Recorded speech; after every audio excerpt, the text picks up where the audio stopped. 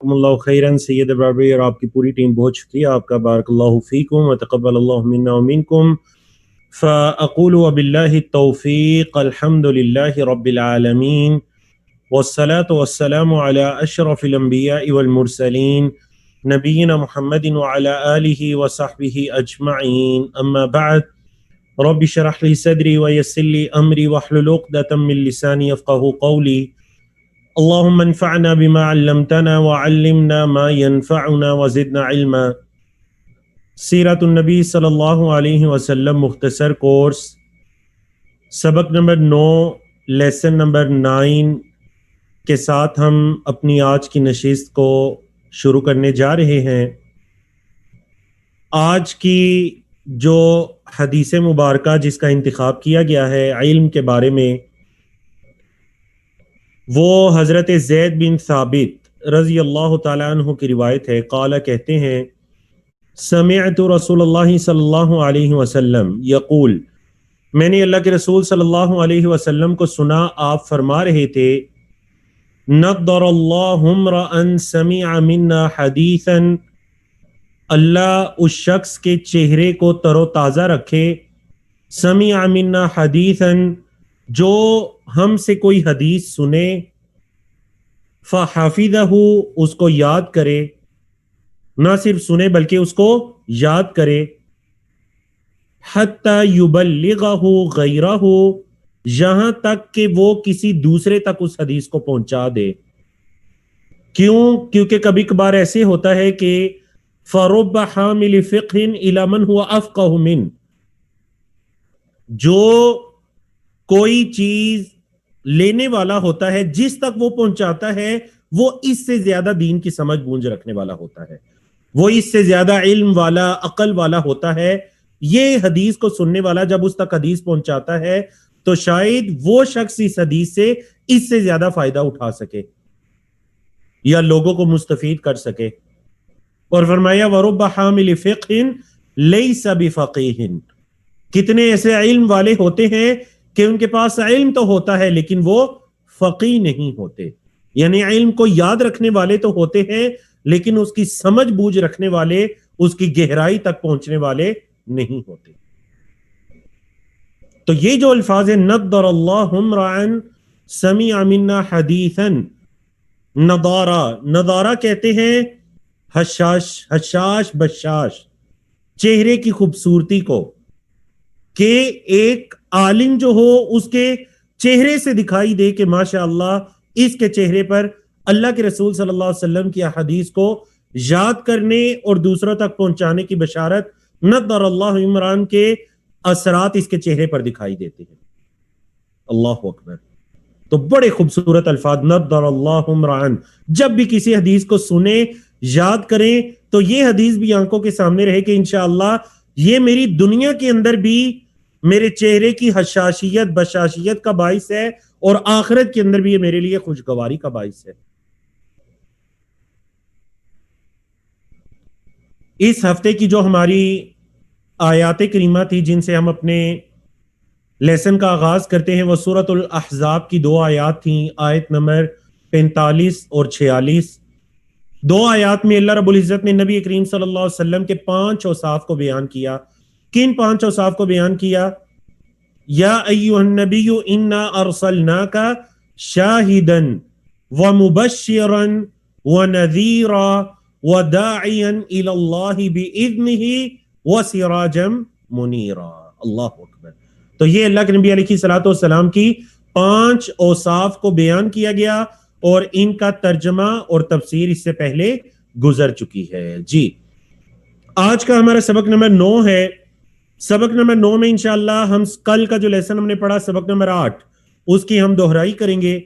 سبق نمبر 9 کے 10 موضوعات کو پڑھیں گے اور سیرت سے متعلق آج کا نقطہ تعلیم کیا ہے ہم اس کو جانیں گے انشاءاللہ۔ تو سبق نمبر 8 کی دہرائی کیجئے۔ کل ہم نے کیا پڑھا تھا؟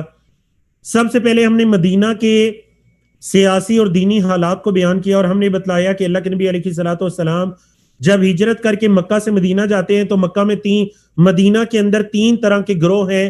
ایک مسلمان ہیں جن میں مہاجرین و انصار شامل ہیں، ایک کفار ہیں جو ابھی تک اپنے پہلے شرکیہ دین پر ہیں یا ان کے دل کے اندر نفاق ہے، منافقین ہے، زبانوں سے اقرار تو کر لیا ہے لیکن دلوں میں کفر کو چھپائے ہوئے ہیں۔ تیسرے گروہ کا ہم نے ذکر کیا، وہ کون تھے؟ یہود کے مختلف قبائل مدینہ منورہ اور ارد گرد آباد تھے۔ تین جو بنیادی قبائل تھے وہ کون کون سے؟ ہم نے تین قبائل کا ذکر کیا، بنو کینوکا، بنو نذیر اور بنو قریظہ۔ جی، دوسرے نمبر پر یہ بیان کیا کہ اسلامی معاشرے کے لیے اللہ کے نبی علیہ الصلوۃ والسلام نے کیا بہترین اقدامات کیے۔ اس میں ہم نے تین چیزوں کو بتلایا کہ حقوق اللہ کو قائم کرنے کے لیے مسجد کی تعمیر کی گئی تاکہ معاشرے کے اندر اجتماعیت پھیلے، لوگ ملنا جلنا بھی شروع کریں، اللہ کے حقوق بھی ادا کرنا شروع کریں۔ دوسری ہم نے چیز کو بیان کیا کہ مہاجرین اور انصار کے درمیان اخوت کو قائم کیا گیا۔ تیسری ہم نے جس چیز کو بیان کیا وہ میثاق مدینہ، مسلمانوں نے یہود کے ساتھ جو میثاق اللہ کے نبی علیہ الصلوۃ والسلام نے معاہدے کیے۔ جی، تیسرا ہمارا جو موضوع کل ہم نے بیان کیا وہ قتال کی اجازت مل جاتی ہے، جہاد کی اجازت مل جاتی ہے، اور جہاد اسلامی کے اہداف و مقاصد کیا ہوتے ہیں۔ چوتھا ہم نے موضوع بیان کیا سرایا اور غزوات کا آغاز ہو جاتا ہے۔ پانچواں موضوع بیان کیا تحویل قبلہ۔ اللہ کے نبی علیہ الصلوۃ والسلام جب مکہ سے مدینہ آئے، آپ صلی اللہ علیہ وسلم کی یہ خواہش تھی کہ جو قبلہ ہے اس کو بیت المقدس سے بیت اللہ مسجد حرام کی طرف پھیر دیا جائے۔ تقریباً 15-16 ماہ تک اللہ کے نبی علیہ الصلوۃ والسلام بیت المقدس کی طرف رخ کر کے نماز ادا کرتے رہے، اور اس میں اللہ کی طرف سے یہ بھی بہت بڑی حکمت تھی کہ یہود کا قبلہ اس وقت بھی اور آج بھی یہود کا قبلہ بیت المقدس تھا۔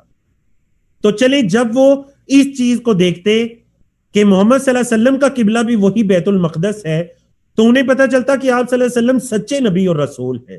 انہیں پتہ چل چکا، لیکن اس کے باوجود وہ ایمان نہیں لائے، اور اس کا ذکر آج کے لیسن میں بھی انشاءاللہ آئے گا۔ چھٹا ہم نے موضوع پڑھا رمضان کی فرضیت کے بارے میں۔ ساتواں ہم نے موضوع پڑھا غزوہ بدر سے پہلے جو مختلف سرایا اور غزوات ہوئے ان کے بارے میں۔ آٹھواں ہم نے موضوع پڑھا غزوہ بدر کے بارے میں، اور اس کی مکمل ہم نے ڈیٹیل تقریباً غزوہ بدر کے اندر 10 موضوعات کو ہم نے بیان کیا۔ اگرچہ جو لڑائی کی تفاصیل تھی یا جہاد جس وقت شروع ہوتا ہے ہم اس تفاصیل کے اندر نہیں گئے، لیکن ہم نے اس کے بارے میں بنیادی جتنی بھی علمی نکات تھے ان کو بیان کرنے کی کوشش کی۔ 9ویں نمبر پر ہم نے غزوہ بنو کینوکا کے بارے میں بیان کیا کہ انہوں نے اللہ کے نبی علیہ الصلوۃ والسلام کے ساتھ جو عہد و پیما کیا تھا اس کو توڑ دیا۔ اس کے نتیجے میں اللہ کے نبی علیہ الصلوۃ والسلام نے ان کے اس قلعے کا محاصرہ کر لیا اور ان کو جلا وطنی پر مجبور کیا کہ اپنا مال و دولت چھوڑ کر مدینے کو چھوڑ کر چلے جائیں۔ 10واں اور آخری موضوع ہم نے پڑھا جس میں ہم نے سن 1 اور 2 ہجری میں ہونے والے متفرق حالات و واقعات کو پڑھا۔ اور کتنے واقعات ہم نے پڑھے؟ جی آپ لوگ چیٹ میں مجھے بتائیں گے کہ سن 1 اور 2 ہجری کے اندر ہونے والے جو متفرق ہم نے واقعات پڑھے تو کتنے واقعات کو ہم نے بیان کیا؟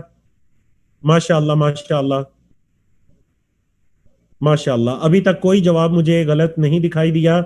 ہم نے ایک جواب کے علاوہ الحمدللہ ہم نے 10 موضوعات کو پڑھا تھا۔ بارک اللہ فیکم۔ تو بہت خوشی کی بات ہے الحمدللہ کہ آپ لوگ جو پڑھتے ہیں اس کو یاد رکھنے کی کوشش بھی کرتے ہیں۔ تو اللہ کے نبی علیہ الصلوۃ والسلام کی جو حدیث مبارکہ شروع میں بیان کی گئی کہ اللہ اس شخص کے چہرے کو تر و تازہ رکھے جو میری حدیث کو سنتا ہے، اسے یاد کرتا ہے حتیٰ کہ آگے پہنچا دیتا ہے۔ اللہ رب العزت ہمیں بھی اس حدیث کا مصداق بنا دے۔ آج ہمارا سبق نمبر 9 ہے۔ سبق نمبر 9 تیسرا ہفتہ ہے، اس کا آخری دن ہے، اور اگلا چوتھا ہفتہ انشاءاللہ ہمارا آخری ہفتہ ہے۔ سبق نمبر 9ویں دن کے جو ہمارے 10 موضوعات ہیں ان میں سب سے پہلا موضوع کعب بن اشرف کا قتل، دوسرا موضوع غزوہ احد، تیسرا موضوع بئر معونہ کا علم نام واقعہ ایک پیش آتا ہے، چوتھا موضوع غزوہ بنی نذیر کے بارے میں، پانچواں موضوع ہے غزوہ بدر کے بارے میں، لیکن یہ غزوہ بدر کبرا نہیں ہے جو پہلے گزر چکا ہے، یہ غزوہ بدر آخرہ یا پھر الصغرا ہے۔ چھٹا موضوع غزوہ خندق یا اس کا دوسرا نام غزوہ احزاب، ساتواں موضوع غزوہ بنو قریظہ، آٹھواں موضوع غزوہ بنو مستلق یا غزوہ مریسیع، نوواں موضوع آپ صلی اللہ علیہ وسلم کی ازواج مطہرات، 10واں موضوع سن 3 ہجری 4 ہجری اور 5 ہجری میں پیش آنے والے مختلف حالات و واقعات۔ تو اللہ رب العزت کی توفیق سے ہم ابتدا کرتے ہیں۔ آج کا ہمارا سب سے پہلا موضوع ہے کعب بن اشرف کا قتل۔ جی، سب سے پہلا موضوع کعب بن اشرف کا قتل۔ کعب بن اشرف مدینے کا ایک مالدار یہودی تھا، اور دیگر یہود کی طرح یہ بھی اللہ کے رسول صلی اللہ علیہ وسلم اور مسلمانوں سے شدید قسم کی نفرت کرتا تھا۔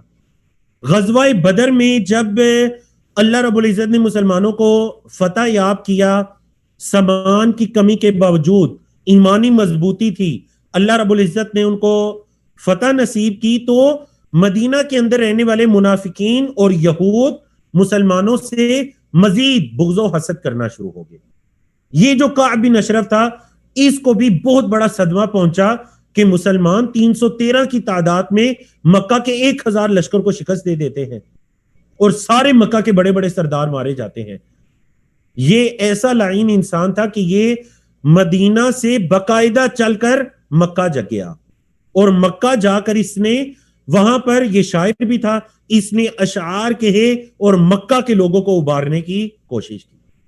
یعنی آپ کہہ سکتے ہیں کہ غزوہ احد کی تیاری میں وہ جو لوگ آئے تھے، اس میں کعب بن اشرف اور اس طرح کے دوسرے یہود و منافقین کا بھی بڑا کردار تھا۔ اس نے اشعار سنا کر مکہ والوں کو ان کے سردار اور ان کے جو مقتولین تھی ان کی یاد کروائی کہ دیکھیں آپ کے لوگ کس طرح ان پر ظلم کیا گیا اور انہیں قتل کر دیا گیا۔ مکہ کے لوگوں نے اس سے پوچھا ہے کعب بن اشرف، تمہارے پاس تو پہلی کتابوں کا علم بھی ہے، تو ذرا بتلاؤ کہ ہم زیادہ ہدایت پر ہیں یا محمد صلی اللہ علیہ وسلم زیادہ ہدایت پر ہیں؟ تو یہ لائن اس کو پتہ بھی تھا کہ محمد صلی اللہ علیہ وسلم سچے آخری نبی اور رسول ہیں۔ حسد اور بغض کی بنا پر یہ کہنے لگا کہ تم زیادہ ہدایت پر ہو۔ اللہ رب العزت نے قرآن مجید میں بھی اس بات کو ذکر کیا۔ اس کا مزید کام کیا تھا، دین اسلام کا مذاق اڑایا کرتا تھا، مسلم خواتین کا مذاق اڑایا کرتا تھا، نبی کریم صلی اللہ علیہ وسلم اور دین اسلام کی گستاخیاں کیا کرتا تھا، ہجو بیان کیا کرتا تھا۔ ہجو کا کیا مطلب ہے؟ برائیاں بیان کیا کرتا تھا نبی کریم صلی اللہ علیہ وسلم۔ حالانکہ دیکھیں یہ یہود، اس کی والدہ بنو نذیر سے تھیں۔ یہ یہودی وہ ہیں جنہوں نے اللہ کے نبی علیہ الصلوۃ والسلام کے ساتھ معاہدے کیے تھے، میثاق مدینہ، ہم آپ کو کوئی نقصان نہیں پہنچائیں گے، آپ ہمیں کوئی نقصان نہیں۔ اگر کوئی دوسرا آ کر مدینے پر حملہ کرتا ہے، ہم سب مل کر اس کے جنگ اور لڑائی کے لیے نکل کھڑے ہوں گے۔ اس کے باوجود ان یہود کے اعمال کو دیکھیے۔ اللہ کے رسول صلی اللہ علیہ وسلم نے ایک مرتبہ ارشاد فرمایا، من لکعب بن اشرف، کون ہے کعب بن اشرف کے لیے؟ کون ہے کعب بن اشرف کے لیے؟ فَإِنَّهُ قَدْ آذَى اللَّهَ وَرَسُولَهُ، کیونکہ کعب بن اشرف نے اللہ اور اس کے رسول کو بڑی تکلیف پہنچائی ہے۔ اللہ اکبر، یہ کس کی زبان سے الفاظ نکلے ہیں؟ نبی کریم صلی اللہ علیہ وسلم کی۔ فقام محمد ابن مسلمہ، محمد ابن مسلمہ رضی اللہ تعالیٰ عنہ کھڑے ہوتے ہیں، کہا یا رسول اللہ اتحب ان اقتلہ، اے اللہ کے رسول کیا آپ اس چیز کو پسند کرتے ہیں کہ میں کعب بن اشرف کو قتل کر دوں؟ قال نعم، اللہ کے نبی علیہ الصلوۃ والسلام نے فرمایا ہاں میں پسند کرتا ہوں کہ تم اسے قتل کر دو۔ طویل حدیث ہے۔ محمد بن مسلمہ نے اللہ کے نبی علیہ الصلوۃ والسلام سے یہ اجازت چاہی کہ کیا آپ مجھے اجازت دیتے ہیں کہ میں اسلام کے بارے میں بھی اگر مجھے کچھ ضرورت کے تحت گفتگو کرنی پڑتی ہے تو میں کر لوں؟ اللہ کے نبی علیہ الصلوۃ والسلام نے اجازت دے دی۔ اب جب یہ دو مزید، ابو نائلہ اور ایک اور صحابی، دو مزید صحابہ کے ساتھ یہ کعب بن اشرف کے پاس جاتے ہیں اور جا کر اس کو کہنے لگے کہ محمد صلی اللہ علیہ وسلم نے تو ہمیں فقیر کر دیا ہے، جب سے آئے ہیں سارا عرب ہمارا دشمن بن گیا ہے۔ یہ ان کی ایک حکمت اور تدبیر تھی۔ اب کیا ہوا کہ کعب بن اشرف فوراً ان سے متاثر ہو جاتا ہے کہ شاید یہ نبی کریم صلی اللہ علیہ وسلم سے تنگ ہو کر ہمارے پاس آئے ہیں۔ کعب بن اشرف نے کہا ہاں تم اور ایمان لے کر آؤ ان پر، میں نے تم سب کو منع کیا تھا۔ انہوں نے کہا ہے کعب آپ ہمیں کچھ غلہ تو دیجئے، ادار دیجئے۔ کہنے لگا ایسے غلہ ادار نہیں دوں گا، پہلے اپنی عورتوں کو میرے پاس رہن رکھواؤ۔ انہوں نے کہا عورتوں کو کیسے رکھوا سکتے ہیں؟ پھر کہنے لگا اپنے بچوں کو رکھواؤ۔ کہنے لگے بچوں کو کیسے رکھوا سکتے ہیں؟ ایسے کرتے ہیں ہم اپنا اسلحہ آپ کے پاس رہن رکھوا دیتے ہیں۔ یہ خوش ہو گیا کہ مسلمانوں کا اسلحہ میرے پاس آئے گا اور میں ان کو گندم دوں گا۔ اب جب انہوں نے یہ پوری پوری آپ کہہ لیجئے یہ پلاننگ کر لی اس پروگرام کی. رات کے وقت وہ اپنا اسلحہ لے کر اس کے کلے میں جاتے ہیں.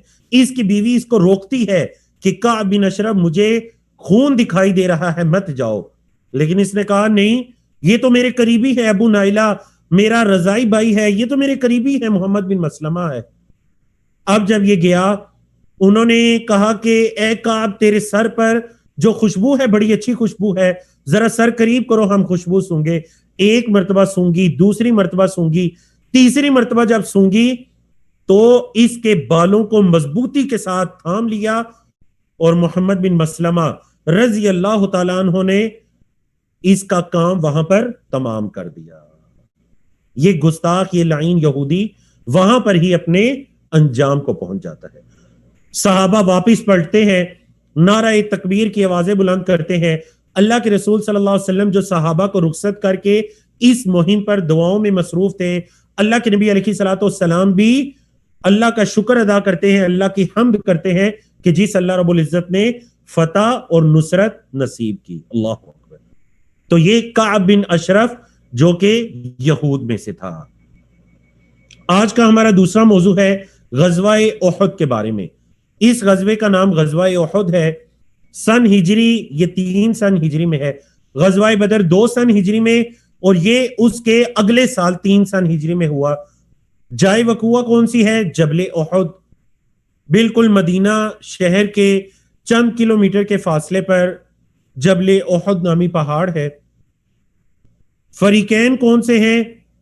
فریق اول مسلمان ہے، فریق دوم مکہ کے مشرکین ہے. معرکے کا سبب کیا بنتا ہے؟ مشرکین مکہ غزوہ بدر کی شکست کا انتقام لینے آئے. اب عرب کے لوگ انہیں کہیں منہ دکھانے کے قابل نہیں چھوڑے تھے کہ آپ کے سارے بڑے سردار غزوہ بدر کے اندر مارے گئے، آپ کو بدلہ لیے بغیر سکون کیسے آ جاتا ہے؟ غزوہ بدر میں یہ 1000 کی تعداد میں آئے تھے، غزوہ احد میں یہ 3000 کی تعداد میں آتے ہیں. مسلمان 1000 کی تعداد میں نکلتے ہیں، 300 میں سے منافقین واپس پلٹتے ہیں تو پیچھے تعداد کتنی رہ جاتی ہے؟ 700. سپہ سالار کون ہے؟ مسلمانوں کے سپہ سالار اللہ کے رسول صلی اللہ علیہ وسلم ہیں.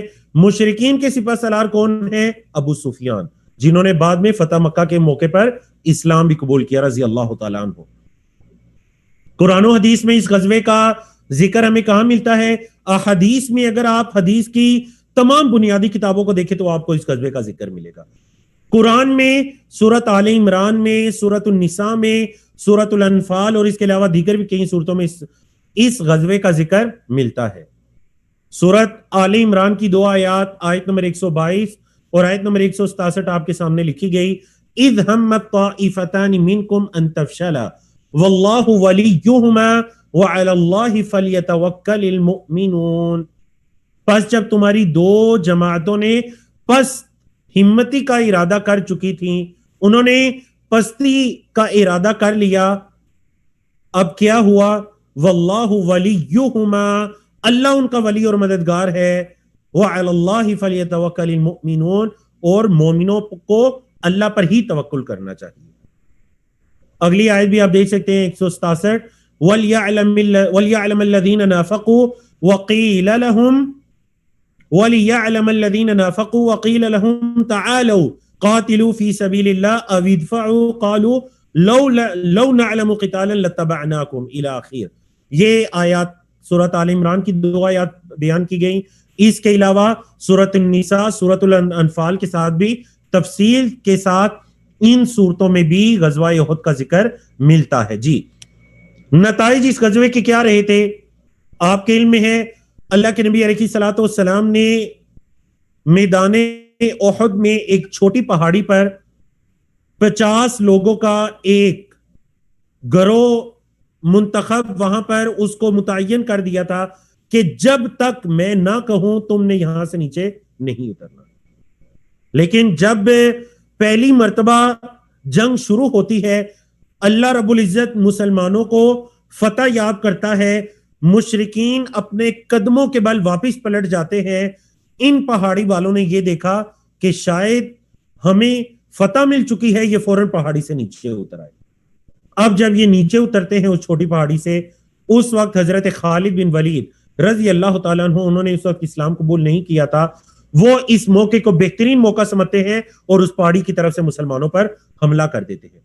اب مسلمان جو مشرکین کا مال غنیمت چننے میں مصروف تھے اور اکثر نے یہ سمجھ لیا تھا کہ ہم جنگ جیت چکے ہیں، مشرکین ڈر کر واپس پلٹ چکے ہیں شکست کھا کر۔ اب جب یہ حملہ ہوتا ہے تو مسلمانوں کو بڑا نقصان دیکھنے میں آتا ہے، یہ فتح نقصان میں تبدیل ہو جاتی ہے، مسلمانوں کو کافی نقصان کا سامنا کرنا پڑتا ہے، جانی نقصان بھی اور مالی نقصان بھی، حتیٰ کہ اللہ کے رسول صلی اللہ علیہ وسلم بھی زخمی ہو جاتے ہیں۔ زخموں کی حالت میں اللہ کے نبی علیہ الصلوۃ والسلام بالکل جبل احد کے ساتھ ایک گڑھے میں گر جاتے ہیں، آپ صلی اللہ علیہ وسلم کے مبارک منہ میں بھی چوٹ لگ جاتی ہے، اور آپ اس جنگ کے اندر آپ صلی اللہ علیہ وسلم کے چچا حضرت حمزہ بن عبد المطلب رضی اللہ تعالیٰ عنہ کو بھی بڑی بے دردی کے ساتھ شہید کر دیا جاتا ہے، جن کا لقب کیا ہے، چیٹ میں آپ مجھے بتا سکتے ہیں۔ حضرت حمزہ یوم احد میں شہید ہوئے تھے، ان کا لقب کیا ہے؟ سیف اللہ ان کا لقب نہیں ہے، اسد اللہ بھی ان کا لقب نہیں ہے، بارک اللہ فیکم ان کا لقب کیا ہے؟ سید الشہداء۔ اب درست جواب آنا شروع ہوئے، ان کا لقب کیا ہے؟ سید الشہداء۔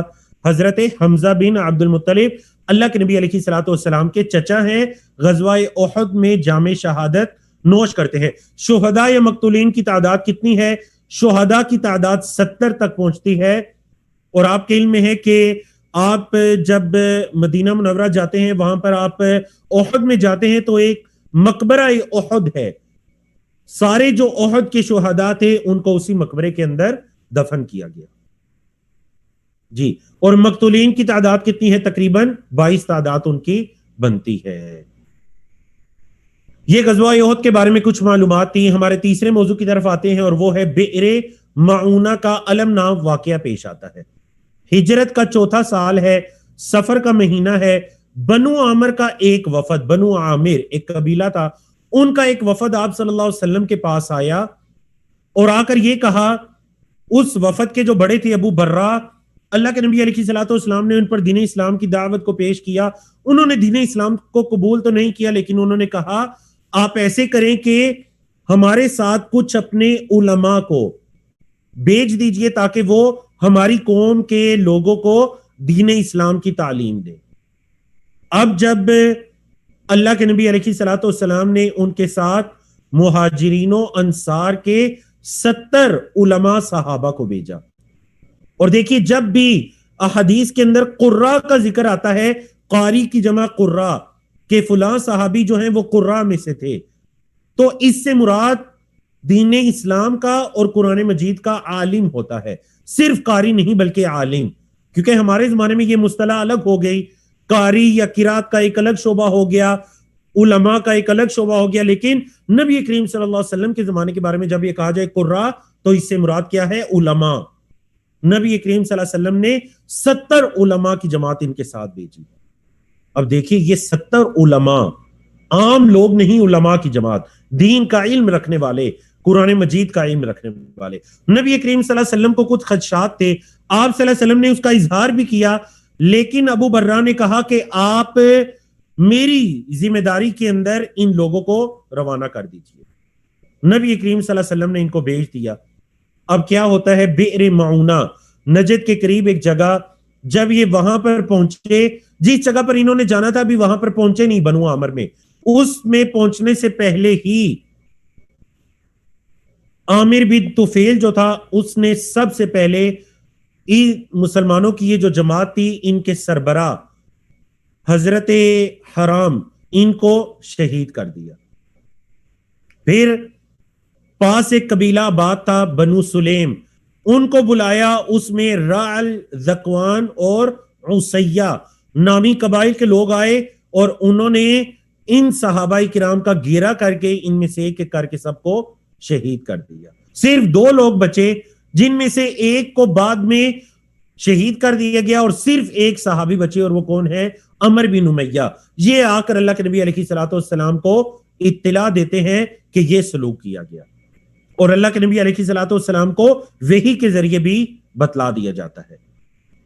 صحیح بخاری کی یہ جو طویل حدیث ہے یہ اسی کے بارے میں ہے۔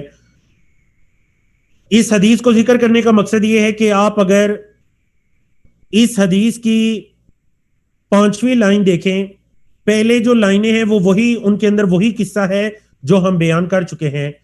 5ویں لائن کو دیکھیے، فقالو، انہوں نے کہا، جب وہ جو شہید ہونے والے صحابہ تھے 70، انہوں نے کہا اللہم بلغ عنا نبینا، اے اللہ تو ہمارے نبی کو ہماری طرف سے یہ پیغام پہنچا دے۔ کیا پیغام؟ انا قد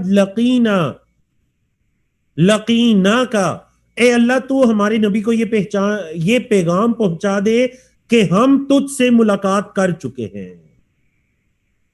فرضینا عنکا، اور ہم تجھ سے راضی ہو چکے ہیں۔ ورضیت عنا، اور اے اللہ نبی کو یہ بھی بتا دے کہ تو بھی ہم سے راضی ہو چکا ہے۔ اللہ اکبر۔ اور ایک شخص اتا رجل حرام، حضرت حرام جو ان علماء کی جماعت کے قائد تھے، ان کو سب سے پہلے شہید کیا گیا۔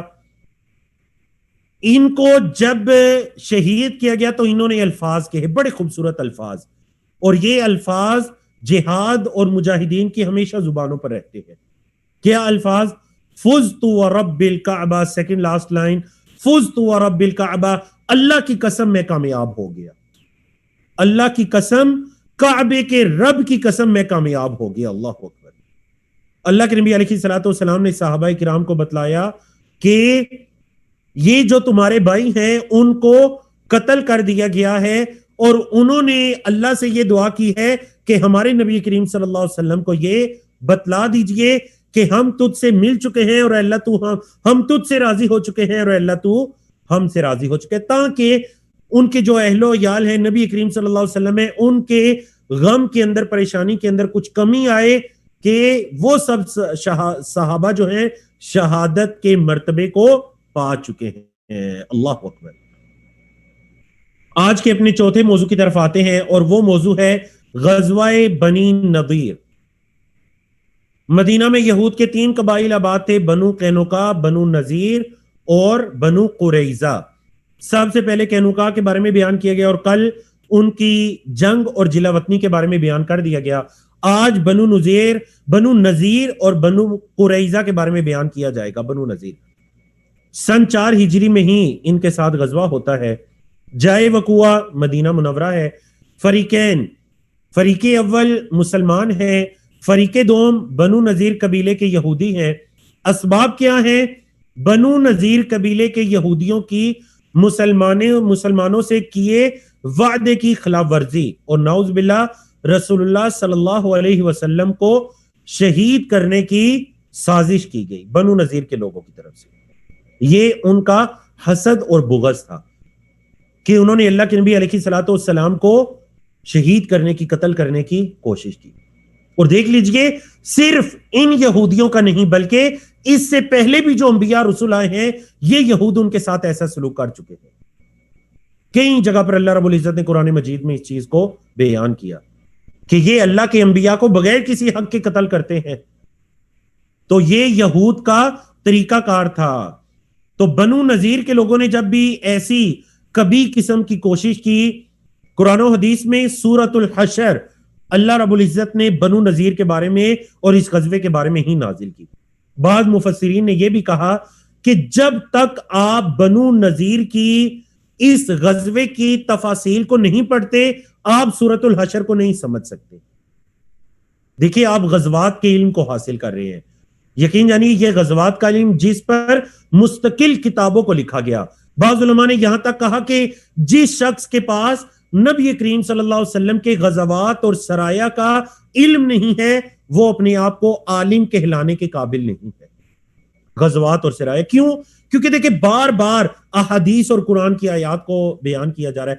اب ایک بندے کے پاس غزوات کا علم نہیں ہوگا وہ ان آیات کو کیسے سمجھ سکے گا کہ اس آیت میں کس غزوے اور کس جنگ کا ذکر ہو رہا ہے؟ تو یہ مقصد ہے ان غزوات کو اور ان غزوات میں آیات اور کچھ احادیث کو بیان کرنے کا۔ نتیجہ کیا نکلتا ہے؟ قبیلہ بنو نذیر کی مدینہ سے جلا وطنی ہو جاتی ہے۔ ان کو مدینہ سے نکال دیا جاتا ہے. اسلحہ کے علاوہ جتنا سامان اونٹوں پر لاد کے لے جا سکتے ہیں اتنا لاد کے لے جا سکتے ہیں. اس کے علاوہ کسی دیگر سواری یا کسی چیز پر وہ اپنا سامان نہیں لے کر جا سکتے. اپنے اہل و عیال بیوی بچوں کو لیں اور مدینہ منورہ کو چھوڑ جائیں, لیکن اسلحہ لے کر جانے کی اجازت نہیں ہے. اب یہ جو بڑی مقدار میں بنو نذیر کاروبار کے لحاظ سے بھی بڑا مضبوط قبیلہ تھا, ان لوگوں کا جو بچا کچا سامان تھا اور جو ان کے ہتھیار تھے وہ سب مسلمانوں کو مال غنیمت کی صورت میں مل جاتے ہیں. حتیٰ کہ ان کے گھر, زمینیں, باغات, یہ سب اللہ رب العزت مسلمانوں کے لیے مسخر کر دیتا ہے, آسان کر دیتا ہے. یہ ہمارا چوتھا موضوع تھا. آج کے پانچویں موضوع کی طرف آئیں اور وہ ہے غزوہ بدر. غزوہ بدر کون سا؟ غزوہ بدر کبرا نہیں. کل جو ہم نے بیان کیا ہے وہ غزوہ بدر کبرا تھا. آج جو بیان کر رہے ہیں یہ کیا ہے؟ غزوہ بدر صغرا یا پھر غزوہ بدر الاخرہ یا پھر غزوہ بدر دوم. اس کو بعض علماء نے اول کہا اور اس کو دوم کہا. ہوتا ایسے ہے کہ احد کے بعد ابو سفیان نے نبی کریم صلی اللہ علیہ وسلم کو یہ دھمکی دی تھی کہ اگلے سال انشاءاللہ بدر کے مقام پر, اس نے کیا کہا تھا کہ اگلے سال بدر کے مقام پر آپ سے ملاقات ہوگی. نبی کریم صلی اللہ علیہ وسلم بھی انشاءاللہ کہہ کر اس ملاقات کے لیے بالکل تیار تھے. اب سن 4 ہجری میں شعبان کے مہینے میں یہ 2000 کا لشکر لے کر بدر کی طرف اس نے پیش قدمی شروع کی. اب جب اللہ کے نبی علیہ الصلوۃ والسلام کو پتا چلتا ہے, اللہ اکبر, اب مسلمان کچھ نہ کچھ قوت کے اندر آ چکے ہیں. بنو نذیر بھی ہو چکا ہے, بنو قینقاع بھی ہو چکا ہے, بدر اور احد بھی ہو چکی ہے, مسلمانوں کا تجربہ بھی ہو چکا ہے, پورے عرب میں ان کا رعب بھی بیٹھ چکا ہے. نبی کریم صلی اللہ علیہ وسلم بھی 1500 صحابہ کو لے کر بدر کے مقام کی طرف نکلتے ہیں کہ مدینہ میں رہ کر ان کا انتظار نہ کیا جائے بلکہ بدر کے مقام پر نکل کر ان کا مقابلہ کیا جائے. 1500 صحابہ کو لے کر نکلتے ہیں. اب یہ جو ابو سفیان ہے ابھی یہ بدر کے مقام پر پہنچے ہی نہیں تھے تو اللہ نے ان کے دلوں میں نبی کریم صلی اللہ علیہ وسلم اور مسلمانوں کا رعب اور دبدبہ ڈال دیا. انہوں نے کیا کہا کہ چلو واپس چلتے ہیں. پھر بہانے بنانے لگے کہ یہ جو موسم ہے سبزے کا موسم نہیں ہے, جانور جو ہیں وہ بھوک سے مر رہے ہیں, تو کیوں نہ ہم واپس چلیں, جس موسم میں کچھ ہریالی ہوگی تو پھر آ کر مسلمانوں سے جنگ کریں گے. یہ حقیقت میں ان کی شکست تھی اور ان کی کمزوری تھی, ارادوں کی ناپختگی تھی, جس کی وجہ سے وہ رستے سے ہی کیا ہوتا ہے واپس پلٹ جاتے ہیں. اللہ کے نبی علیہ الصلوۃ والسلام 8 دن تک بدر کے میدان میں قیام کرتے ہیں. صحابہ کرام بدر میں جو تجارت ہو رہی تھی اس تجارت میں مشغول ہو جاتے ہیں, اپنے سامان کی خرید و فروخت شروع کر دیتے ہیں. 8 دن تک مسلمان شان و شوکت کے ساتھ بدر کے مقام پر پڑاؤ کرتے ہیں. اور اس کے بعد کیا ہوتا ہے کہ مسلمان پھر شان و شوکت کے ساتھ فتح یاب ہو کر مشرکین کے دلوں میں مزید رعب ڈال کر مسلمان کیا ہے مدینہ کی طرف واپس پلٹتے ہیں. سارے عرب کے اندر مسلمانوں کی قوت کے مزید چرچے شروع ہو جاتے ہیں. تو یہ ہمارا آج کا 5واں موضوع تھا. اپنے آج کے 6ٹھے موضوع کی طرف بڑھتے ہیں اور وہ ہے غزوہ خندق, یا اس کا دوسرا نام ہے غزوہ احزاب. سن 5 ہجری میں ہجرت کے 5ویں سال ہونے والا غزوہ.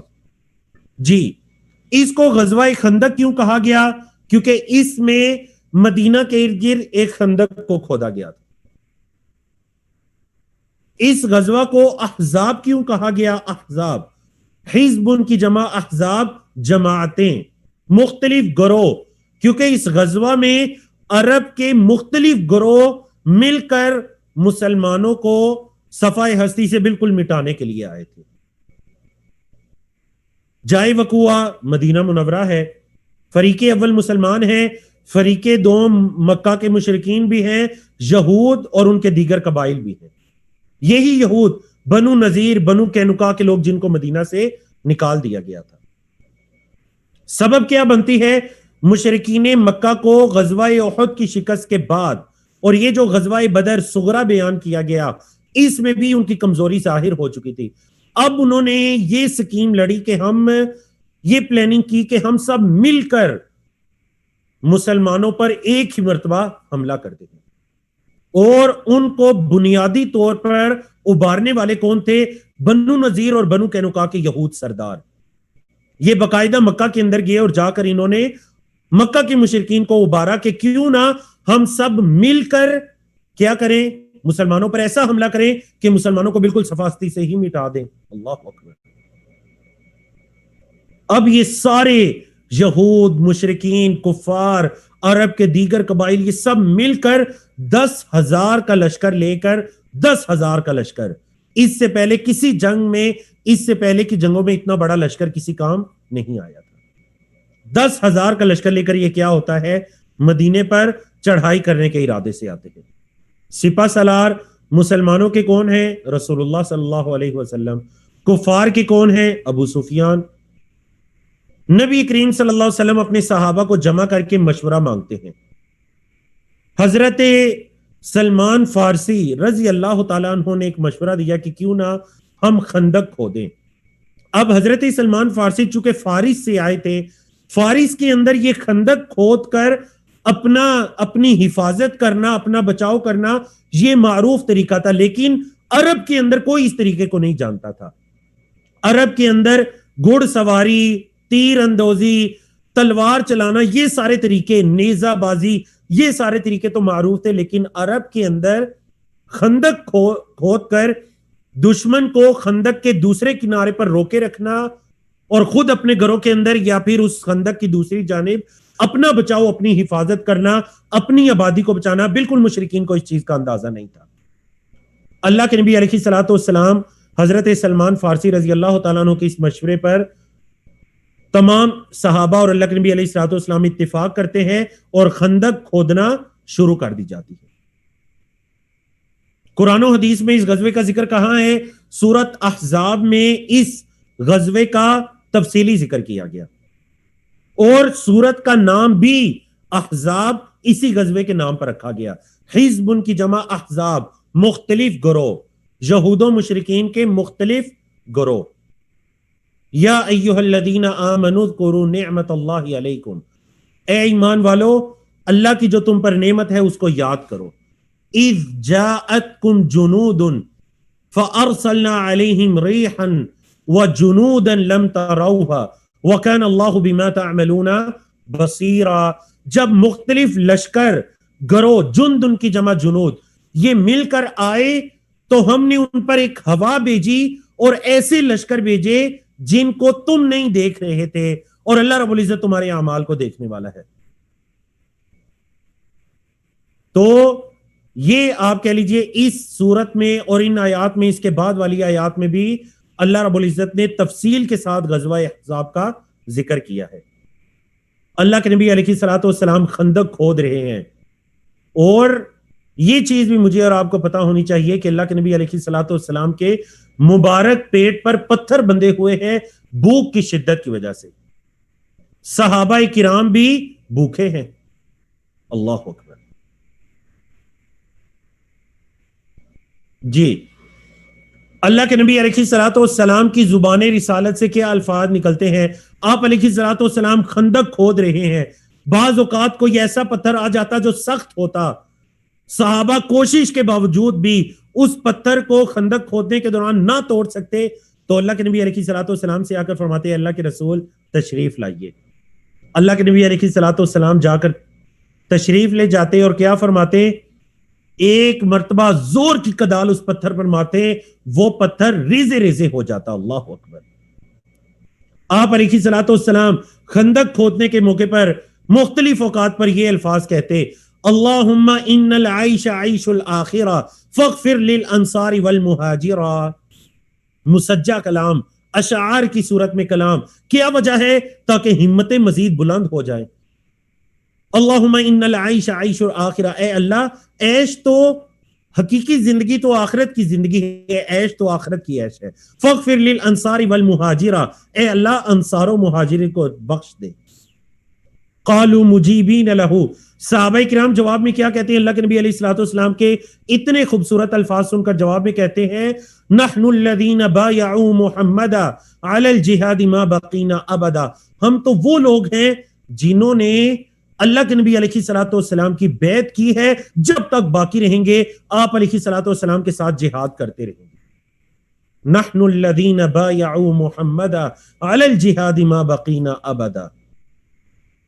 یہ الفاظ بھی سننے میں ملتے ہیں، واللہ لولا انت مہتدینا ولا تصدقنا ولا صلینا فانزلا سکینة علینا ان الاولی قد بغوا علینا اذا ارادوا فتنة ابینا ورفع صوته ابینا ابینا. اچھا یہ جو آخری الفاظ تھے ابینا ابینا، جب اللہ کے نبی علیہ الصلوۃ والسلام ان الفاظ پر پہنچتے تو سارے صحابہ مل کر آواز کو بلند کرتے. اللہ اکبر. یقین جانیے، کیا تصور کیا جا سکتا ہے کہ وہ کیسے خوبصورت نظارے ہوں گے. صحابہ کرام اللہ کے نبی علیہ الصلوۃ والسلام دن رات اپنے پیٹوں پر پتھر باندھ کر اپنی حفاظت کے لیے، مسلمانوں کی حفاظت کے لیے خندق کو کھود رہے ہیں. مشرکین اور کفار کو خندق کے دوسرے کنارے روک کر رکھے ہوئے ہیں. واللہ لولا انت مہتدینا، اے اللہ اگر تو ہمیں ہدایت نہ دیتا، ولا تصدقنا ولا صلینا، اے اللہ نہ تو ہم کوئی چیز صدقہ کر سکتے اور اے اللہ نہ ہی ہم نمازیں پڑھ سکتے. فَأَنزِلًا سَكِينَةً عَلَيْنَا، اے اللہ ہم پر سکینے کو نازل فرما. ان الاولی قد بغوا علینا، ان لوگوں نے ہم پر بغاوت کی ہے، یہ ہمیں ختم کرنے کے لیے آ رہے ہیں. اذا ارادوا فتنة ابینا، جب بھی یہ کسی فتنے کا ارادہ کریں گے، ابینا ابینا، ہم اس کا انکار کریں گے، ہم ان کے کسی فتنے کو کبھی قبول نہیں کر سکتے. اللہ اکبر. کفر سب سے بڑا فتنہ ہے، اللہ کی نافرمانی سب سے بڑا فتنہ ہے، لا دینیت، اللہ کے دین کا انکار، یہ سب سے بڑا فتنہ ہے. ابینا ابینا، اے اللہ ہم اس چیز کا انکار کرتے ہیں. اللہ اکبر. اس جذبے کے ساتھ غزوہ خندق اور غزوہ احزاب، نتائج کیا نکلتے ہیں؟ 10,000 کا لشکر پہنچتا ہے خندق کے اس پار. جب ادھر آئے تو دیکھا کہ یہ کیا ہے، اتنا بڑا گڑھا جس گڑھے کو کوئی کراس بھی نہیں کر سکتا. ایک دو مواقع پر جب کچھ مشرکین نے اس گڑھے کو کراس کرنے کی کوشش کی تو صحابہ کرام نے ان کا کام وہیں پر تمام کر دیا. اللہ کے نبی علیہ الصلوۃ والسلام ایک اور چال چلتے ہیں. الحرب خدعۃ، جنگ تو دھوکے کا نام ہے، یعنی کہ اپنے دشمن کو دھوکے میں ڈالنے کا نام ہے. ایک صحابی نعیم یا نعیم بن مسعود الغطفانی، غطفان قبیلے سے ہیں، یہ اسلام قبول کرتے ہیں اس غزوے کے دوران. اللہ کے نبی علیہ الصلوۃ والسلام ان سے فرماتے ہیں کہ آپ ابھی اپنے اسلام کو مخفی رکھیے اور کیا کیجئے، آپ مشرکین کے اور یہود کے ان لشکروں میں چلے جائیں اور جا کر وہاں پر کیا کیجئے کہ ان کے درمیان آپس میں پھوٹ ڈالنے کی کوشش کیجئے. حضرت نعیم بن مسعود کا بہترین کردار اس موقع پر ہوتا ہے. جا کر ایک سردار یا ایک قبیلے کے لوگوں کے پاس جا کر دوسرے قبیلے کی کوئی بات کرتے ہیں، ان کے پاس جا کر ان کی کوئی بات کرتے ہیں. آپس میں وہ جو احزاب تھے، مختلف گروہ تھے، ان کی آپس میں پھوٹ پڑنا شروع ہو جاتی ہے. اب جب یہ بالکل پھوٹ پڑ جاتی ہے آپس میں تو اللہ رب العزت کی طرف سے عذاب آتا ہے، جس کا ذکر آیت میں بھی ہے کہ ہم نے ہوا بھیجی اور ایسے لشکر بھیجے جن کو تم نہیں دیکھ رہے تھے. اللہ رب العزت فرشتوں کے ذریعے، ان لشکروں کے ذریعے سے، ہواؤں کے ذریعے سے اللہ رب العزت کیا ہے، ان احزاب، ان گروہوں کے پاؤں کو اکھیڑ دیتے ہیں. یہاں تک کہ ایک مرتبہ شدید سردی کی رات تھی. اللہ کے نبی علیہ الصلوۃ والسلام جب صبح اٹھتے ہیں دیکھا کہ خندق کے اس پار کوئی بھی نہیں ہے، کوئی بھی نہیں ہے خندق کے اس پار. کہاں گئے سارے؟ رات کی سردی، تیز ہوا، آندھی، بارش نے اور ان کی آپس میں پھوٹ نے، اللہ کی طرف سے آئی ہوئی مدد نے، آپ کہہ لیجئے کہ مسلمانوں کے حق میں جو مدد آئی، ان تمام چیزوں نے ان کو مجبور کیا کہ وہ وہیں سے واپس پلٹ جاتے ہیں. تو یہ کیا تھا جی؟ غزوہ خندق یا غزوہ احزاب. بارک اللہ فیکم. آج کے 6 موضوع مکمل ہوئے. 7ویں موضوع کی طرف بڑھتے ہیں. اللہ کے نبی علیہ الصلوۃ والسلام غزوہ احزاب سے فتح یاب ہو کر اللہ کے نبی علیہ الصلوۃ والسلام واپس پلٹتے ہیں. ابھی گھر میں پہنچے ہی تھے کہ اللہ رب العزت کے حکم سے جبریل امین آتے ہیں اور آ کر اللہ کے نبی علیہ الصلوۃ والسلام کو بنو قریظہ کی طرف چلنے کا حکم دیتے ہیں اللہ رب العزت کی طرف سے. غزوے کا نام ہے غزوہ بنو قریظہ. سن 5 ہجری. یہ آپ کہہ لیجئے کہ بالکل غزوہ احزاب کے اگلے دن ہے، بلکہ اسی دن جس دن واپس پلٹے اسی دن عصر کے وقت غزوہ بنو قریظہ شروع ہو جاتا. اسی وجہ سے کئی ایک سیرت نگاروں نے غزوہ احزاب اور بنو قریظہ دونوں کو ایک غزوہ تصور کیا. سن 5 ہجری میں ہوتا ہے. جائے وقوع کیا ہے؟ مدینہ منورہ. فریقین کون سے ہیں؟ فریق اول ہے مسلمان، فریق دوم ہے بنو قریظہ کے یہودی. اسباب کیا ہیں؟ بنو قریظہ کے یہودیوں نے مسلمانوں کے ساتھ کیے ہوئے پختہ عہد و پیما کو توڑ دیا، اور یہ جو غزوہ خندق کا معاملہ تھا، انہوں نے یہ جو احزاب گروہ آئے ہوئے تھے ان کا مکمل تعاون اور ان کو سپورٹ کیا مسلمانوں کو کمزور کرنے کے لیے اور شکست دینے کے لیے. اب ان کی یہ ساری باتیں اللہ کے نبی علیہ الصلوۃ والسلام کے علم میں تھیں. ان کی عہد شکنی بھی، مسلمانوں کو دھوکہ دینا بھی، عہد و پیما کو توڑنا، تمام چیزیں. تو غزوہ احزاب کے بعد فوراً اللہ کے نبی علیہ الصلوۃ والسلام صحابہ کو کیا حکم دیتے ہیں کہ تم میں سے کوئی شخص باقی نہ رہے، بلکہ عصر کی نماز کہاں ادا کرنی ہے؟ بنو قریظہ میں جا کر عصر کی نماز ادا کرنی ہے. قرآن و حدیث میں اس غزوے کا ذکر سورۃ الاحزاب میں ہے. فریقین کی تعداد مسلمان تقریباً 3000 کی تعداد میں بنو قریظہ پر پہنچتے ہیں، یہودی 600 یا بعض سیرت کی کتابوں کے نزدیک 700 کی تعداد میں تھے. شہداء یا مقتولین کی تعداد کتنی ہے؟ ایک مسلمان صحابی شہید ہوتے ہیں اور مقتولین کی تعداد 600 یا 700 ہے. زیادہ راجح قول 600 کا قول ہے. اب یہ بھی بزدل یہودی کیا کرتے ہیں؟ اپنے آپ کو قلعے کے اندر بند کر لیتے ہیں. اب جب قلعے کے اندر یہ لوگ بند ہو گئے، نبی کریم صلی اللہ علیہ وسلم نے قلعے کا محاصرہ جاری رکھا. یقین جانیے سیرت نگاروں نے یہاں پر یہ بھی لکھا کہ اگر ان لوگوں کے پاس قلعے کے اندر راشن بھی موجود تھا، اگر یہ کئی دن تک اس محاصرے کو بڑھانا چاہتے، اندر اپنے آپ کو روکنا چاہتے، تو یہ روک سکتے تھے. لیکن ان کے اندر باغات اور کھیت بھی قلعے کے اندر موجود تھے. لیکن اللہ نے ان کے دلوں میں ایسا روب ڈال دیا، جو آج کا ہمارا نقطہ تعلیم بھی ہوگا انشاءاللہ، کہ یہ خود بخود محاصرہ ختم کر کے انہوں نے کیا کیا؟ ہتھیار ڈال دیے. اللہ کے نبی علیہ الصلوۃ والسلام نے ان کے درمیان حضرت سعد بن معاذ رضی اللہ تعالیٰ عنہ کو حاکم مقرر کر دیا. اب یہ بھی حضرت سعد بن معاذ جو کہ قبیلہ اوس کے سردار تھے، یہ بھی ان پر راضی ہو جاتے ہیں کہ سعد جو بھی فیصلہ کریں گے ہمیں منظور ہے. کیوں؟ کیونکہ قبیلہ اوس جو تھا وہ بنو قریظہ کا حلیف تھا پہلے. تو انہوں نے کہا کہ چلیں حضرت سعد کے ساتھ ہمارے پرانے تعلقات بھی ہیں، تو وہ ہمارے بارے میں شاید کوئی نرم فیصلہ کریں گے کہ ہمیں بنو قینقاع یا بنو نذیر کی طرح جلہ وطنی کا کہہ دیا جائے گا اور ہم مدینے کو چھوڑ کر باہر چلے جائیں گے. انہوں نے اس خوش فہمی کے اندر اپنے ہتھیار ڈالے. لیکن حضرت سعد بن معاذ ان کے درمیان کیا فیصلہ کرتے ہیں؟ بہترین حاکم ثابت ہوتے ہیں، اور وہ فیصلہ کیا کرتے ہیں؟ انہوں نے کہا کہ ان کی عورتوں اور بچوں کو قیدی بنا لیا جائے، اور ان کے جو مرد ہیں جنگ کرنے والے ان کو قتل کر دیا جائے. اور یہ کیوں؟ ان کی اپنی عہد شکنی اور مسلمانوں کے خلاف سازشیں کرنے کی وجہ سے. ان کی عورتوں اور بچوں کو غلام بنا لیا جاتا ہے، اور ان کے 600 کی تعداد میں جو جنگ کرنے والے مرد ہیں ان کو قتل کر دیا جاتا ہے. اللہ اکبر. تو یہ غزوہ بنو قریظہ تھا.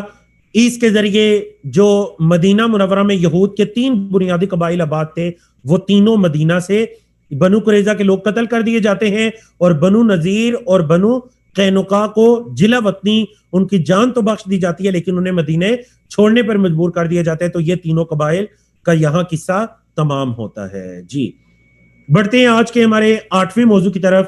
آج کا ہمارا 8واں موضوع ہے غزوہ بنی مستلق یا غزوہ مریسیع. سن 5 ہجری میں یہ غزوہ ہوتا ہے. بعض سیرت نگاروں کے نزدیک یہ 5 ہجری کے آخر میں نہیں بلکہ 6 کے شروع میں ہوا. البتہ جو زیادہ راجح بات ہے وہ یہی ہے کہ یہ 5 کے بالکل آخر میں ہوا. اللہ کے رسول صلی اللہ علیہ وسلم کو یہ خبر ملی کہ بنو مستلق جو ایک قبیلہ ہے، اس کے سردار حارث بن ابی درار، جو حضرت جویریہ ام المومنین حضرت جویریہ کے والد تھے، حارث بن ابی درار، وہ مدینے پر کچھ قبائل کے ساتھ مل کر مدینے پر چڑھائی کا ارادہ رکھتے ہیں. اللہ کے نبی علیہ الصلوۃ والسلام کسی کو خبر لینے کے لیے بھیجتے ہیں. جب وہ صحابی آئے انہوں نے بتلایا کہ بالکل سچی خبر ہے، تو اللہ کے نبی علیہ الصلوۃ والسلام دیکھیے اب بنو قینقاع ہو چکا، بنو نذیر، بنو قریظہ، غزوہ احزاب، غزوہ احد، غزوہ بدر، اب اللہ کے نبی علیہ الصلوۃ والسلام یہ طے کرتے ہیں کہ مدینے میں رہ کر ان کا انتظار نہ کیا جائے بلکہ خود سے ان کی طرف نکلا جائے. اللہ اکبر. نبی کریم صلی اللہ علیہ وسلم ان کی طرف پیش قدمی شروع کر دیتے ہیں. اب جب حارث کو پتا چلتا ہے تو یہ شدید پریشان ہو جاتا ہے، اللہ رب العزت اس کے دل میں رعب ڈال دیتے ہیں، اور جو دیگر قبائل کو ساتھ یہ ملا کر آنا چاہ رہا تھا وہ سارے دائیں بائیں بکھرنا شروع ہو جاتے ہیں. اللہ کے رسول صلی اللہ علیہ وسلم ایک مریسی نامی چشمہ تھا، وہاں پر جا کر پڑاؤ ڈالتے ہیں. مریسی، اسی وجہ سے اس غزوے کا نام بعض کتابوں میں غزوہ مریسی ہے، اور بنو مستلق اس قبیلے کی وجہ سے بنو مستلق، اس قبیلے کے نام کی وجہ سے. بعض سیرت نگاروں کے ہاں آپس میں جنگ ہوئی اور بعض کے نزدیک جنگ نہیں ہوئی. ابن قیم رحمہ اللہ نے بھی اس چیز کو راجح کہا کہ جنگ اس میں نہیں ہوئی تھی، اور بعض کے نزدیک اگر ہوئی بھی تھی تو انتہائی معمولی، صرف تیروں کا آپس میں تبادلہ ہوا. اس لشکر میں منافقین بھی بڑی تعداد میں شامل تھے، جن کا مقصد کیا تھا کہ مسلمانوں کے آپس میں انتشار پیدا کیا جائے اور فساد برپا کیا جائے، اور پورے سفر میں وہ اپنی اس کوشش کے اندر بھرپور مصروف رہتے ہیں.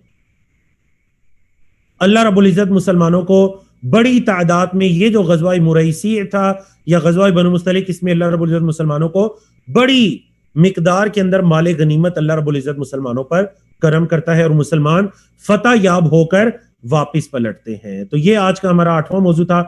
آج کے 9ویں موضوع کی طرف آتے ہیں.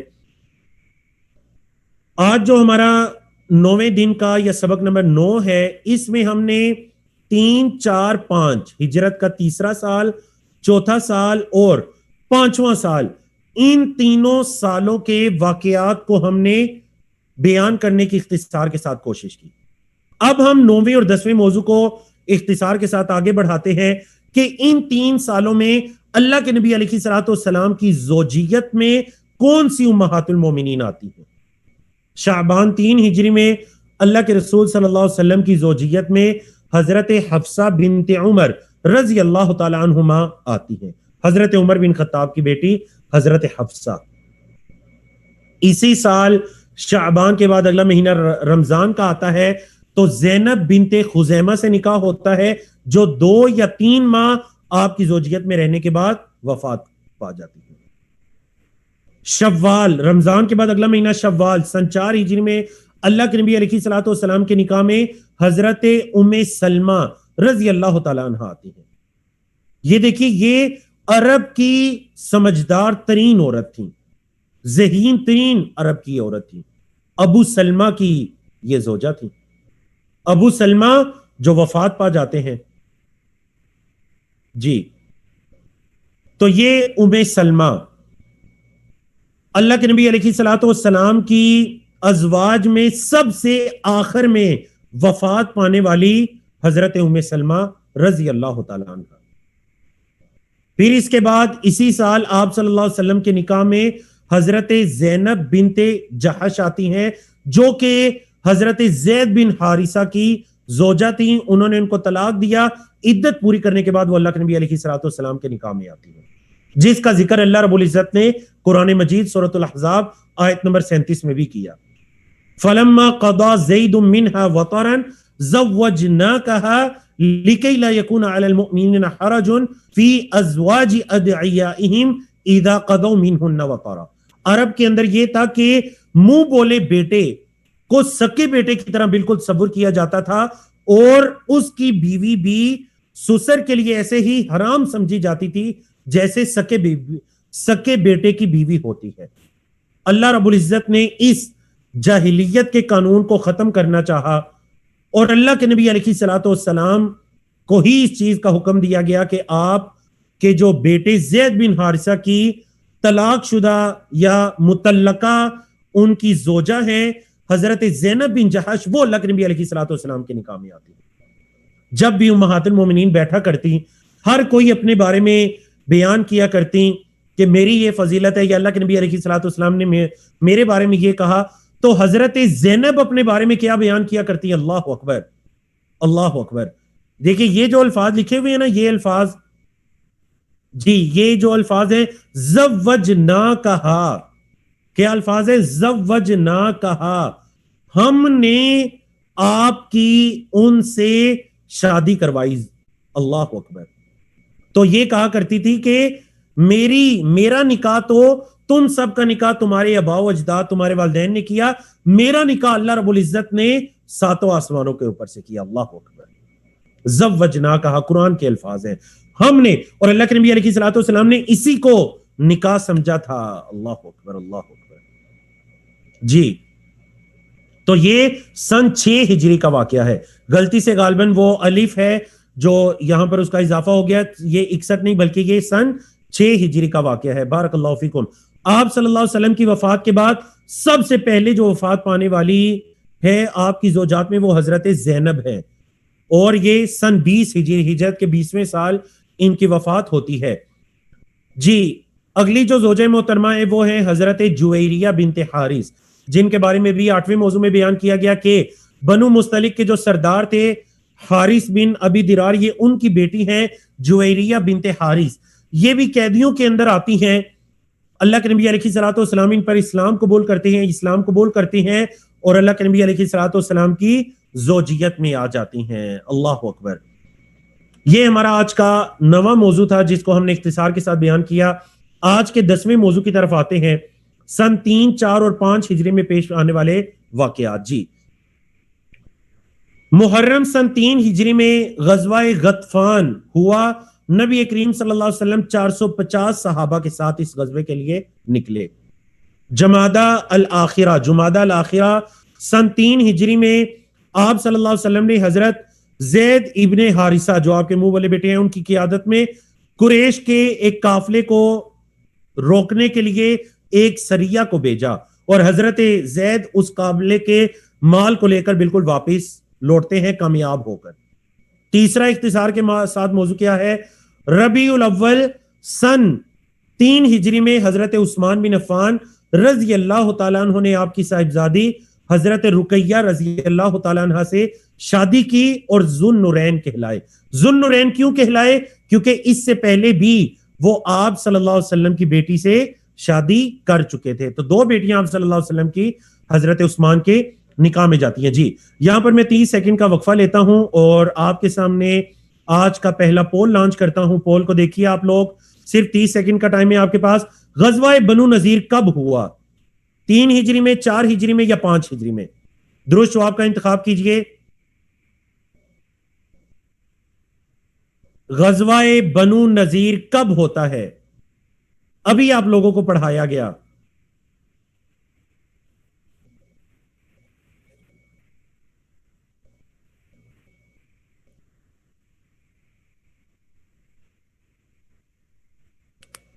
بارک اللہ فیکم۔ تو جی یہاں پر میں پولنگ کو روکتا ہوں، آپ کا رزلٹ شیئر کرتا ہوں۔ ابھی آپ نے اس چیز کو اچھی طرح سے پڑھا تھا تو چلے میں آپ کو تھوڑا سا واپس لے کر جاتا ہوں۔ کیوں واپس لے کر جاتا ہوں؟ تاکہ آپ لوگوں کو یہ اندازہ ہو کہ کسی بھی موقع پر آپ سے کوئی بھی سوال کیا جا رہا ہے تو جی درست جواب کیا ہے؟ ماشاءاللہ 229 لوگوں کی طرف سے درست جواب آیا۔ درست آپشن کیا ہے جی؟ 4 ہجری۔ غزوہ بنو نذیر کب ہوتا ہے؟ 4 ہجری میں، اور یہ کیا ہے؟ درست آپشن ہے۔ ٹھیک ہے، تو ماشاءاللہ آپ لوگوں میں سے ہمیں تقریباً 400 سے زائد جوابات موصول ہوئے، 500 کے قریب ماشاءاللہ، اور درست جواب کیا ہے کہ یہ ہجرت کے 5ویں سال میں غزوہ بنو نذیر ہوتا ہے۔ جی آگے بڑھتے ہیں، مختلف واقعات جو بیان کیے جا رہے ہیں آج کا 10واں موضوع، اس میں چوتھے موضوع کی طرف آتے ہیں۔ جی چوتھا موضوع کیا ہے؟ محرم میں، ہجرت کا 4تھا سال ہے، محرم کا مہینہ ہے، آپ نے ابو سلمہ رضی اللہ تعالیٰ عنہ کی قیادت میں ایک سریہ بھیجا۔ واپسی پر ابو سلمہ جو کہ جنگ احد کے اندر شدید زخمی ہو گئے تھے، تو ان زخموں کی وجہ سے جب وہ سریہ سے واپس پلٹتے ہیں تو ان کی وفات ہو جاتی ہے۔ اللہ کے نبی علیہ الصلوۃ والسلام ان کے لیے دعا کرتے ہیں، خود تشریف لے جاتے ہیں، ان کی آنکھیں جو کھلی ہوئی تھیں اس کو بند کرتے ہیں اور فرماتے ہیں جب روح قبض کی جاتی ہے تو آنکھیں اس کا پیچھا کرتی ہیں۔ جب لوگ رونے لگے، آہو بکا کرنے لگے، تو نبی کریم صلی اللہ علیہ وسلم نے فرمایا بد دعا مت کرو، ہمیشہ خیر اللہ سے مانگو، کیونکہ جو تم کہتے ہو اس موقع پر فرشتے اس پر آمین کہتے ہیں. پھر دعا دی اللہم اغفر لی ابی سلمہ، اے اللہ ابو سلمہ کو بخش دے، وارفع درجتہ فی المہدیین، ان کے درجات مہدیین میں بلند فرما، اور یہ دعا دیتے ہیں ابو سلمہ رضی اللہ تعالیٰ عنہ. جی محرم سن 4 ہجری میں آپ نے حضرت عبداللہ بن انیس کو بھیجا تاکہ وہ خالد بن سفیان الحزلی کو قتل کریں. وجہ کیا تھی کہ خالد بن سفیان حزلی دیگر لوگوں کو ساتھ ملا کر مدینہ پر چڑھائی کا ارادہ رکھتا تھا. اب جب عبداللہ بن انیس جاتے ہیں اور ماشاءاللہ کامیاب ہو کر یہ واپس پلٹتے ہیں، کامیاب ہو کر جب یہ مدینہ واپس پلٹے، اللہ کے نبی علیہ الصلوۃ والسلام نے جب ان کو تشریف لاتے ہوئے دیکھا تو فرمایا افلح الوجہ، چہرہ کامیاب ہو گیا. کیا مطلب تھی؟ مطلب یہ جو آ رہے چہرہ یہ کامیاب ہو کر آ رہا ہے. اللہ کے نبی علیہ الصلوۃ والسلام نے ان کو اپنی لاٹھی دی اور کہا عبداللہ بن انیس اس لاٹھی کو سنبھال کر رکھو، اس کو تھام لو. جب یہ وہاں سے نکلے تو صحابہ نے کہا کیا تم نے پوچھا نہیں عبداللہ کہ اللہ کے رسول صلی اللہ علیہ وسلم نے تمہیں کیوں یہ لاٹھی دی؟ جاؤ جا کر پوچھو. جب پوچھا تو اللہ کے نبی علیہ الصلوۃ والسلام نے ان کو خوشخبری دی کہ یہ جو لاٹھی ہے، یہ جو عصا ہے، آیۃ بینی و بینک یوم القیامہ، قیامت کے دن یہ لاٹھی میری اور تمہارے درمیان نشانی ہوگی. حضرت عبداللہ بن انیس نے یہ وصیت کی تھی کہ ان کی اس لاٹھی کو بھی ان کے ساتھ قبر میں دفن کر دیا جائے، تو ان کی اس لاٹھی کو ان کے ساتھ ہی قبر میں دفن کر دیا گیا کہ کل یہ قیامت کے دن میرے اور اللہ کے رسول صلی اللہ علیہ وسلم کے ہاں ایک نشانی ہوگی. ہجرت کے 4 سال ہی سفر کے مہینے میں ایک سریہ ہوتا ہے الرجی نامی.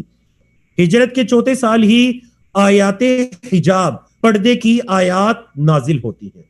یا نساء النبی لستن کاحد من النساء ان اتقیتن فلا تخضعن بالقول فیطمع الذی فی قلبہ مرض وقلن قولا معروفا. اور دیگر آیات وقرن فی بیوتکن ولا تبرجن تبرج الجاہلیۃ الاولی واقمن الصلاة وآتین الزکاة واطعن اللہ ورسولہ انما یرید اللہ لیذہب عنکم الرجس اہل البیت ویطہرکم تطہیرا. تو آپ کہہ لیجئے یہ ہمارا آج کا 10واں موضوع تھا جسے ہم نے اللہ رب العزت کی توفیق کے ساتھ بیان کیا. معذرت چاہتا ہوں آپ کا ٹائم 2 منٹ اوپر جا چکے ہیں، لیکن میں آپ لوگوں کی اجازت سے صرف نقطۂ تعلیم کو اختصار کے ساتھ بیان کرنا چاہتا ہوں. نقطۂ تعلیم، آج ماشاءاللہ آپ نے مختلف جنگوں کے بارے میں سنا. آپ نے اس کے اندر ایک چیز دیکھی کہ کیسے نبی کریم صلی اللہ علیہ وسلم کے دشمنوں کے دل میں اللہ رب العزت نبی کریم صلی اللہ علیہ وسلم اور مسلمانوں کا رعب اور دبدبہ بٹھا دیتا ہے.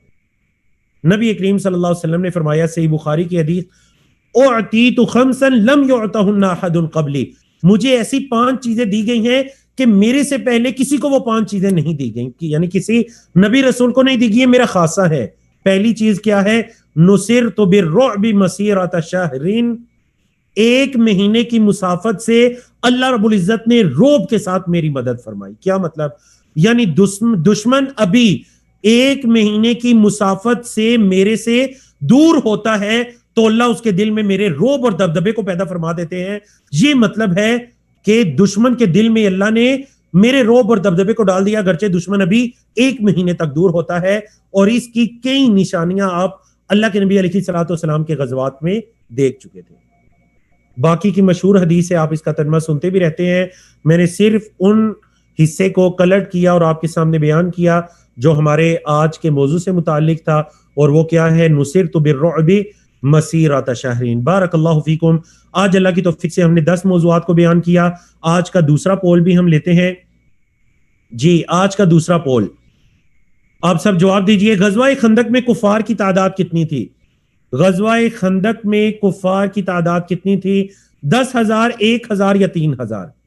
غزوہ احزاب جس میں سارے مل کر آئے تھے اس میں کفار کی تعداد کتنی تھی؟ 40 سیکنڈ کا ٹائم ہے آپ کے پاس، 20 سیکنڈ گزر چکے ہیں. 300 سے زیادہ جوابات ہمیں موصول ہو چکے ہیں، جن میں سے ماشاءاللہ 88% لوگوں کی طرف سے درست جواب موصول ہو رہے ہیں. سوچ سمجھ کر جواب دیجئے. ابھی تو آپ نے پڑھا ہے غزوہ خندق میں تمام گروہوں کی کل تعداد کتنی تھی؟ مکہ کے مشرکین ہیں، یہود ہیں، عرب کے دیگر قبائل ہیں. ماشاءاللہ خوشائن بات یہ ہے کہ 20 لوگوں کی طرف سے درست جواب موصول ہو چکا ہے ماشاءاللہ، 421 لوگوں کی طرف سے، جن کی پرسنٹیج 83% بنتی ہے۔ آپ میں سے کل 550 لوگوں کی طرف سے جواب موصول ہوا ماشاءاللہ، 500 سے زیادہ لوگوں کی طرف سے۔ تو درست جواب دیکھیے ماشاءاللہ، option number 1 is correct answer, اور کیا ہے 83%، اور ان کی تعداد کتنی ہے 422۔ 422 لوگوں نے درست جواب دیا ماشاءاللہ کہ 10,000 اس لشکر کی تعداد کتنی تھی، 10,000، ان تمام گروہوں کی تعداد 10,000 تھی۔ تو الحمدللہ یہ ہمارے آج کے 2 پول تھے، اور اللہ کی توفیق سے آج کے ہم نے ان 10 موضوعات کو بیان کیا۔ معذرت چاہتا ہوں 5 منٹ کا ٹائم اوپر گیا، لیکن چونکہ یہ مدنی دور ہے، آنے والے دنوں کے اندر شاید 5 منٹ کی بجائے ہمیں 10 منٹ بھی زیادہ لگانے پڑے، لیکن انشاءاللہ کوشش ہوگی کہ اس سے زیادہ ٹائم اوپر نہ جائے، کیونکہ ہماری 1 گھنٹے کی کلاس ہے، کوشش کریں گے 1 گھنٹے کے اندر ہی اس کو کور کریں۔ بارک اللہ فیکم، اقول قولی ھذا استغفر اللہ لی ولکم ولسائر المسلمین من کل ذنب